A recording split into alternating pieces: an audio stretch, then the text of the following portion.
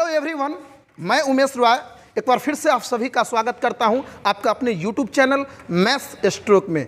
और maths stroke में आज हम लोग संस्कृत व्याकरण से सीखने वाले हैं समासः। क्या सीखने वाले बच्चों? यानी कि समास।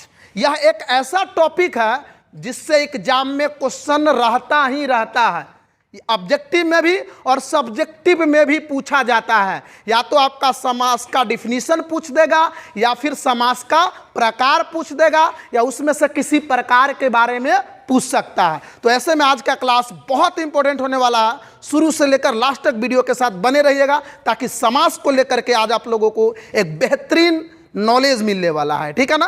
तो चलिए सबसे पहले समास का संस्कृत में सही परिभाषा क्या होनी चाहिए संस्कृत में, उसको देखते हैं। फिर हम परिभाषा के अनुसार समास को अच्छी तरीके से समझेंगे परिभाषा के बेस पे। उसके बाद इसमें जो कुछ नोट है, बहुत ध्यान देने वाली चीज़ है, उसको भी जानेंगे और एग्जाम्पल उदाहरण के द्वारा एकदम क्लियर हो जाएगा। आज के बाद समास में बिल्कुल डाउट नहीं रहेगा। और आखिरी में हम समास के प्रकार को भी जानेंगे। तो आइए संस्कृत में समास का एक सही परिभाषा क्या होता है उसको देखते हैं हम। तो देखिएगा ध्यान से। समास, इसको संस्कृत में हम लोग बोलेंगे अनेकेषां पदानां एकपदी भवनम समासः। क्या बोले बच्चे? एक बार फिर से रिपीट कर रहा हूं। अनेकेषां पदानाम एकपदी भवनम समासः। ये हुआ संस्कृत का एक्यूरेट एकदम बिल्कुल सही परिभाषा। इसको आप शॉर्ट में ऐसे भी पढ़ सकते हैं, अनेक पदानाम एकपदी भावः समासः। तो देखिए इसका अर्थ क्या होता है, अर्थ भी जानेंगे। संस्कृत में था, देखिए अनेकेषां यानी कि बहुत, अनेक, ठीक है ना। पदानाम यानी कि पद, एक पदी यानी बहुत पद जब क्या हो जाए, एक पद हो जाए। भवनम यानी जब हो जाता है तो समास, वह क्या कहलाता है? समास। आइए मैं इसका अर्थ भी हिंदी में लिख दिया हूं ताकि आप लोगों को कोई दिक्कत होने वाला नहीं है। तो देखिए इसमें दो या दो से अधिक पदों का एक पद हो जाना समास कहलाता है। क्लियर हुआ? दो या दो से अधिक पदों का एक पद हो जाना क्या कहलाता है? समास। अब ये कैसे? तो ये क्लियर होगा उदाहरण से। क्या चीज से? उदाहरण से। लेकिन उदाहरण को समझने से पहले इसमें कुछ जरूरी चीजें हैं जो हम यूज करेंगे वहां पर उदाहरण समझाने पर।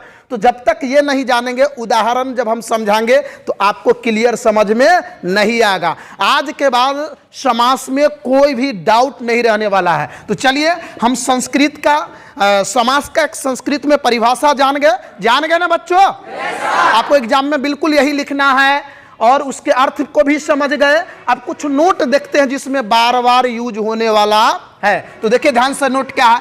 सबसे पहले पद को देखेंगे। क्या चीज को? पद को। तो देखिए विभक्ति से युक्त शब्द, यानी कि जिस शब्द में विभक्ति लगा हो। याद करो हम शब्द धातु रूप में पढ़ाए हैं। प्रथम विभक्ति, द्वितीय विभक्ति, तृतीय विभक्ति, चतुर्थी, पंचम पढ़ाए ना बच्चों?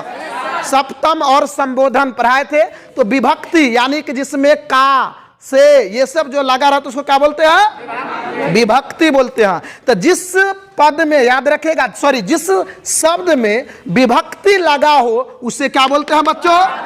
पद। क्लियर हुआ? पद विभक्ति से युक्त शब्द, यानी जिस शब्द में विभक्ति लगा उसको क्या बोलते हैं?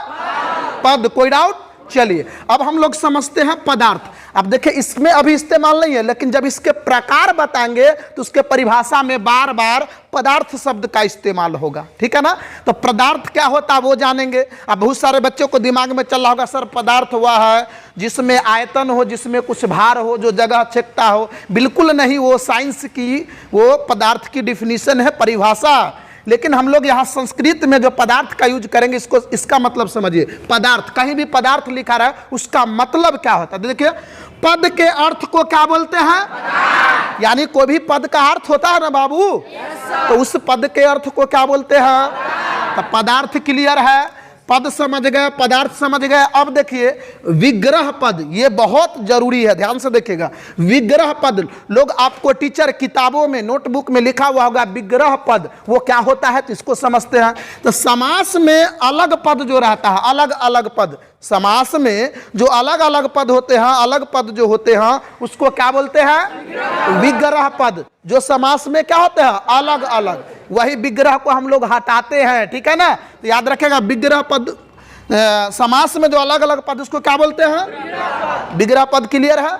पद समझ गए, पदार्थ समझ गए, विग्रह पद समझ गए। आप समझ के रख, इसका इस्तेमाल हम बताएंगे कि कहाँ होने वाला है। अब देखिए ये तो है मोस्ट इंपॉर्टेंट, यही तो क्लियर करता है समास की परिभाषा को और समझने में, और इससे आपको बहुत मदद मिलेगा प्रकार को भी सबको समझने में। देखिए इसमें दो वर्ड संस्कृत में पूर्व पद कहते हैं और उत्तर पद कहते हैं। आप इसको हिंदी में पहला पद और दूसरा पद भी कहते हैं, या दिमाग में सोच सकते हैं। पूर्व पद मतलब पहला पद और पहले वाला पद, और उत्तर पद मतलब बाद वाला पद। अब हम बताएंगे तो देखिए पहले पूर्व पद, ये मोस्ट इंपॉर्टेंट है ये दोनों। पूर्व पद यानी पहले वाला पद को क्या बोलते हैं? समास में बोले ना दो या दो से अधिक पद होते हैं, लाउडली बोले समास में कितने पद? या तो दो होंगे या दो से अधिक होंगे। तो जो पहले रहता है ना उसको बोलते हैं पूर्व पद, और जो बाद में जो पद आता है उसको बोलते हैं उत्तर पद। संस्कृत में पूर्व और उत्तर पढ़ते हैं, और इसको आप हिंदी में पहला पद और दूसरा पद भी कह सकते हैं, पहले वाला पद और दूसरा पद भी कह सकते हैं। अब ध्यान से देखिएगा इसका बहुत ज्यादा इस्तेमाल है। तो अब हम पूर्व पद भी समझ गए, उत्तर पद भी समझ गए। अब हम कुछ परिभाषा समझने के लिए बेहतर तरीके से उसका यथा यानी कि एग्जाम्पल से हम ज्यादा क्लियर करेंगे कि ये समास होता क्या है। देखिए ध्यान से, अब हम इसको यथा यानी कि जैसे एग्जाम्पल देखिए संस्कृत में। अब हम समझते हैं कि समास कैसे होता है, दो या दो से अधिक पद। ध्यान से देखिए, इससे पहले आप लोग बच्चों पढ़े होंगे संधि, पढ़े हैं या नहीं? उसमें दो या दो से अधिक वर्ण जुड़ते हैं, अक्षर क्या जुड़ते हैं? वर्ण अक्षर। इसमें वर्ण नहीं बल्कि शब्द क्या जुड़ते हैं? शब्द। और समास को जो संक्षिप्त भी कहते हैं, समास को क्या कहते हैं? यानी बड़े बड़े चीज को वह शॉर्ट कर देता है और एक क्लियर अर्थ भी देता है। जैसे देखिए एग्जाम्पल के द्वारा हम समझते हैं। जैसे देखिए रामस्य भवनम, क्या लिखे बच्चों? रामस्य भवनम, जिसका मतलब होता है राम का भवन। इसमें देखिए जो ये जो है ना, ये आपका विभक्ति है। क्या है? विभक्ति है। तो विभक्ति को लोप कर दिया जाता है। समास में विभक्ति को क्या करते हैं? लोप मतलब हटा देना है। विभक्ति को क्या करेंगे बच्चों? यानी विभक्ति रहित बनाना है। तो इधर से हम लेंगे क्या चीज? केवल राम लेंगे, और यहां से क्या हो गया? भवनम। तो राम भवनम, ठीक है ना, यानी राम का भवन। ये रामस्य भवनम है, उसको इतना नहीं लिख करके क्या लिख दिए? और छोटा कर दिए। जैसे देखिए एक और एग्जाम्पल लेते हैं। देखिए इसमें राज्ञः पुत्र, क्या है यहाँ? राज्ञः पुत्र। राज्ञः पुत्र, राज्ञः मतलब होता है राजा, राग मतलब क्या होता है? राजा का पुत्र। तो राजा का पुत्र हम इतना नहीं लिख करके हम डायरेक्ट लिख देंगे राजपुत्र। क्या लिख देंगे? राजपुत्र या राजपुत्र। तो देखिए राजपुत्र, ठीक है ना, यानी राजा का पुत्र। तो देखिए बाबू ये जो है ना, इसी को क्या बोलते हैं? समास। क्या बोलते हैं? समास। इसमें विभक्ति को हटा दिए, दो पद था ना, ये देखिए अलग अलग पद है। राज्ञः हमने बोला था दो या दो से अधिक पद। जब एक पद हो जाता है, देखिए ध्यान से, इसमें राज्ञः अलग है और पुत्र अलग है। अब देखिए दोनों को एक ही साथ मिला दे, देखिए राजपुत्र यानी राजा का पुत्र। यहाँ देखिए रामस्य अलग है और भवनम अलग है, यानी ये दो पद, इसको मिलाकर क्या बना दिए? एक पद, राम भवनम। इसमें देखिए एक ही गुण है पूरा पद, तो इसी को हम लोग क्या बोलते हैं? समास बोलते हैं, ठीक है ना। और ऐसी चीजें समास को बेहतर तरीके से समझने के लिए हम उसको प्रकार को भी देखेंगे। तो आइए अब देखेंगे समाज के मुख्य प्रकार। अब देखिए समास के प्रकार। इससे पहले हम लोग जान गए कि समास क्या होता है, अब उसके प्रकार संस्कृत में मुख्य रूप से जो आपको पढ़ना है, ऐसे समास के कितने प्रकार होते हैं? 6। कितने होते हैं? एग्जाम में आएगा तो कितने लगाना है? 6। लेकिन संस्कृत में हम लोग आज जो है 4 जो मुख्य है, मेन है, वो आपको हम प्रकार बता रहे हैं। सबसे पहला ध्यान से देखिएगा, अव्ययी भाव समास। क्या बोलेंगे? अव्ययी भाव समास, यानी कि अव्ययी भाव समास। ध्यान से देखिएगा, इसका परिभाषा होता है, देखिए, पूर्व पदार्थ प्रधानो अव्ययी भाव। ध्यान से देखिए, पूर्व मतलब क्या बताए थे? पहले। पदार्थ का मतलब क्या बताए थे? पदों का अर्थ।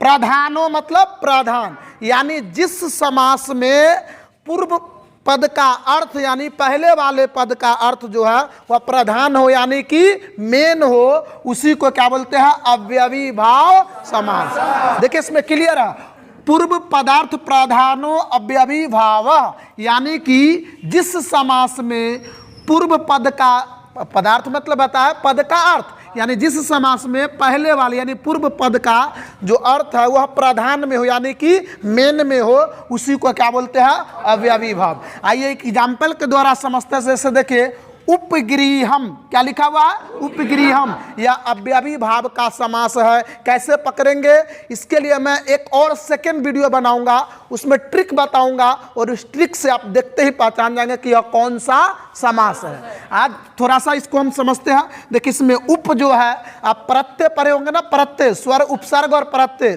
ठीक है ना? तो जिसमें आप पहले वाला पद प्रधान हो, इसमें गृहम प्रधान नहीं है, क्या है? उप प्रधान। उप क्या है? प्रधान है। तो जिसमें पहला पद प्रधान हो उसको क्या बोलते हैं? अव्ययी भाव। क्या बोलते हैं बच्चों?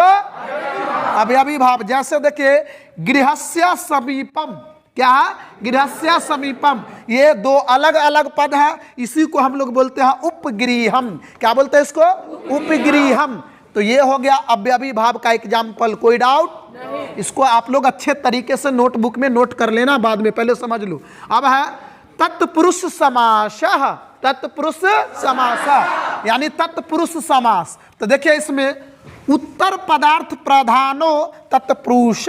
ध्यान से देखिए, यानी जिस समास में उत्तर पदार्थ यानी कि बाद वाला पद प्रधान हो, नहीं, उत्तर पदार्थ प्रधानो, यानी जिस समास में बाद वाला, उत्तर मतलब क्या बताए थे?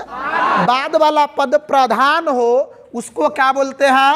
तत्पुरुष समास। कोई दिक्कत? क्लियर तौर पे है, उत्तर पदार्थ प्रधानो तत्पुरुष। ठीक है ना? तो ये आपका हो गया तत्पुरुष समास। इसका एग्जाम्पल देखिए, पाठशाला। एग्जाम्पल से क्लियर होगा। पाठशाला, यहाँ पे पाठ इंपॉर्टेंट नहीं है, पाठ प्रधान नहीं है। शाला मतलब होता है भवन, घर, गृह, यानी जिसमें पढ़ाया जाता हो, तो वो क्या हो गया? पाठशाला। इसमें घर महत्वपूर्ण मेन रोल में है, प्रधान कौन है इसमें? पाठ हुआ मेन की शाला। शाला देखिए यहाँ पर, पाठस्य शाला, यानी जिस शाला में यानी जिस घर में, जिस भवन में पढ़ाया जाता है उसको क्या बोलते हैं? पाठशाला। तो इसमें देखिए पाठस्य शाला, इसमें देखिए कि 2 वर्ड है, 2 पद है। देखिए पाठस्य शाला यानी पढ़ने का शाला, इसको एक ही साथ लिख दिए, एक पद बना दिए पाठशाला। यही तो समझाए थे ना कि समास है, जो 2 पदों को क्या कर दे? एक पद कर दे, या 2 पदों यानी जो संक्षिप्त कर दे, उसको क्या बोलते हैं? समास। क्लियर हुआ तत्पुरुष समास? पक्का? जोर से बोलिए, समझ में आ रहा है तो। चलिए अब हम लोग द्वंद्व समास। द्वंद्व समास, आप ध्यान से देखिए, इससे पहले क्या पढ़े? जिसमें पूर्व पद प्रधान हो, इसमें पढ़े जिसमें बाद वाला पद प्रधान हो, यानी उत्तरवर्ती, यानी उत्तर पदार्थ। अब इसमें देखिए, उभय पदार्थ प्रधानो द्वंद्व। क्या बोलते हैं? उभय पदार्थ प्रधानो द्वंद्व। उभय को बोलते हैं उभयनिष्ठ, जो दोनों में हो। उभय किसको बोलते हैं? इंग्लिश में इसको बोलते हैं कॉमन। क्या बोलते हैं? कॉमन, यानी जिसमें पूर्व पद भी प्रधान में हो और उत्तर पद यानी कि पहला पद भी प्रधान में हो और दूसरा पद यानी बाद वाला पद भी क्या हो? प्रधान में हो। बात समझ में आ रहा है? जिसमें सिर्फ पहला प्रधान में हो क्या होगा? अव्ययी। जिसमें बाद वाला पद प्रधान में हो वो तत्पुरुष, और जिसमें दोनों प्रधान में हो, पहला भी और दूसरा भी, उसी को बोलते हैं द्वंद्व समास। इसीलिए इसको बोलते हैं उभय पदार्थ प्रधानो द्वंद्व। कोई डाउट? चलिए इसका एग्जाम्पल समझते हैं। माता पितरो, देखिए एक ही पद है। कितना पद है? जितना भी एग्जाम्पल दिए सब क्या है? एक पद, क्योंकि यह समास है। क्या है बच्चों? अब इसमें देखिए दोनों पद का महत्व है, यानी कि पूर्व पद का भी और अंतिम पद का भी, यानी कि बाद वाला पद का भी। देखिए माता भी इसमें मेन है और पिता भी मेन है। जैसे देखिए माता चो पिता च, माता चो पिता च, यानी माता और पिता। इसमें विभक्ति हटा करके एक बना दिए तो ये बन गया समास। और इसमें देखिए कि हमको माता पितरो, इसमें माता भी प्रधान में है और पिता भी प्रधान में है, तो जिसमें दोनों पद प्रधान में हो उसे द्वंद्व। ध्यान रखिए, द्वंद्व, दो से द्वंद्व और दो से दू, जिसमें दोनों प्रधान में हो। ठीक है ना? ध्यान से देखो। कर बाद बहुब्रीहि, क्या है? बहुब्रीहि। अब इसको समझते हैं तो देखिए इसमें कहता है अन्य पदार्थ प्रधानो बहुब्रीहि समास, यानी कि सॉरी बहुब्रीहि। देखिए ध्यान से, अन्य पदार्थ प्रधानो, यानी इसमें न तो पहला प्रधान होता है, न दूसरा प्रधान होता है, न पहला दूसरा दोनों प्रधान होता है। इसमें कोई तीसरा यानी अलग वाला पद क्या हो जाता है? प्रधान हो जाता है। उसको क्या बोलते हैं? दिमाग में सेट हुआ कि नहीं? मुझे लग रहा है कि आप कभी नहीं भूल पाएंगे। जिसमें पहला पद प्रधान हो अव्ययी, जिसमें उत्तर यानी बाद वाला पद प्रधान में हो तत्पुरुष, जिसमें पहला और बाद वाला यानी कि पूर्व वाला भी और बाद वाला भी, जिसमें दोनों प्रधान में हो वो द्वंद्व। और बहुब्रीहि में याद रखना, न तो पहला पद प्रधान है, न दूसरा, न पहला दूसरा कोई नहीं, यानी कि इसमें कोई अन्य पद प्रधान हो जाता है। क्या हो जाता है? सारे बच्चों समझ में आ गया? अब देखिए इसको एक एग्जाम्पल के द्वारा समझते हैं। जैसे ध्यान से देखिए, दशानन, क्या है? दशानन। ठीक है ना? दशानन आप लोग पता होगा रावण को कहा जाता है। किसको? 10 जोर आनन। ठीक है ना? 10 मतलब होता है 10 काउंट न्यूमेरिकल, और आनन मतलब होता है सर। क्या होता है? सॉरी सिर बोलते हैं उसको। क्या बोलते हैं? सिर। जिसके 10 सिर हो। कितने सिर हो? जिसके 10 माथा, उसको क्या बोलते हैं? दशानन। रावण को। तो देखिए इसमें ध्यान से, इसमें न तो पहला पद प्रधान में, देखिए यहाँ पे 10 आननानी यस्य सह, यानी जिसके 10 आनन हो, जिसके 10 सिर हो, जिसमें न पहला प्रधान में है न बाद वाला प्रधान में है। एक नया चीज बन के आ गया। क्या चीज? दशानन। ठीक है ना? कोई दिक्कत? तो आज रखते हैं इतना ही। फिर अगले क्लास में हम लोग ट्रिक वाला एक ऐसा ट्रिक बताएंगे जिससे आपको, उसमें 6 बताएंगे। कितने बताएंगे? 6। इसमें 4 बताए हैं। हिंदी में हम बताएंगे समास के 6 भेद और उसमें पहचानने का ट्रिक। ठीक है ना? आज के लिए इतना ही। तब तक जुड़े रहिए मैथ्स स्टॉक के साथ। फिर मिलते हैं नेक्स्ट वीडियो में। जय हिंद, बाय बाय।